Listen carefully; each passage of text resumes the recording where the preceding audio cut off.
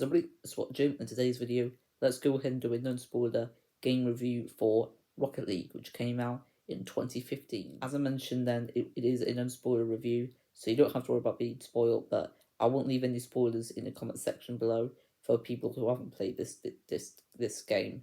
So we'll go ahead and talk about the good, then the bad and the verdict. What I rate this game out of 10. So let's start off with the first thing for the good. I've got my notes written here on my phone. So for the good, it's the fact that the game has online, and it's a free game as well. So I really love that about it. Obviously, there are things to buy. There are microtransactions, but you don't need them in order to play the game. The game's still really fun as it is. I've currently done no microtransactions in the game, and I'm still having a blast playing it to this day. And I like playing it with people all over the world. Although I'm not very good at this game, I got beaten I think 19-0 at one point. I'm really not very good at Rocket League. And it's up to 4 players this game, and you can play it using local co-op. So me and my dad play it, and that was just really fun playing it with my dad. I even played it with him and one of my cousins.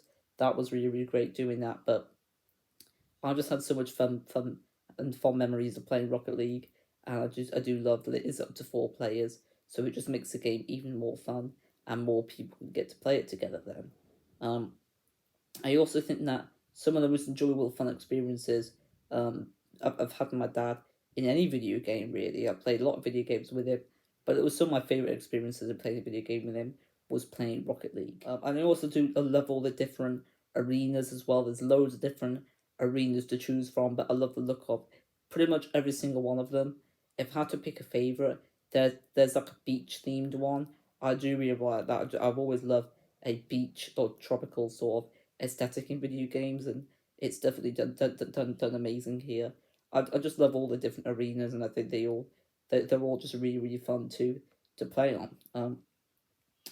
I also love that you can customize the controls to your liking. I've actually customized my own controls, so it just makes it a lot easier for me personally. And if you want to know what those controls are, I'm happy to go ahead and let you know. But the game doesn't tell you that, so it would have been nice if the game did tell you that. But I want more video games to have it so you can customize the controls to your liking. And there's lots of skins, lots of different cars to choose from. This is where the microtransactions come in. So one of the things I'm going to mention about the bad is I would have liked there to be more free skins and more free cars.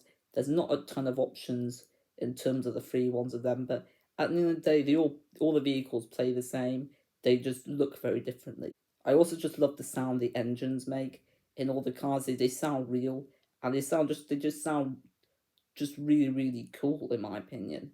And I think the graphics for this game, they're not amazing graphics, but I do think this game does have quite good graphics. I do love the look of the game quite a bit, but that's really all to say about the good. Overall, I've had a blast playing Rocket League, one of my favourite free-to-play games out there, and I'd highly recommend it. So for the bad, let's go ahead and talk about that now. So the music at the beginning of the game, it's not really my type of music. It was sort of, I don't know, maybe a couple of years old. The music, I'm not really sure how old the music is, but it was just not really my type of music. I like music for the 60s and 70s the most, and it just sounded too recent, too poppy for my liking. And it wasn't really, it just wasn't, I didn't have, the best experience when I first started the game, because I thought, this is the music that I'm not really a fan of. I might not really enjoy this game. Boy was I wrong, but I would like it if you were able to choose which songs get played, and I would have liked maybe some 60s and 70s songs, because you can't assume that everybody likes that's not that sort of current pop music. I'm the right age for it, and I'm not even a big fan of it. So I would like you to be able to choose which songs you get to listen to. I think you can, but I'd like it for more decades, not just the current decades.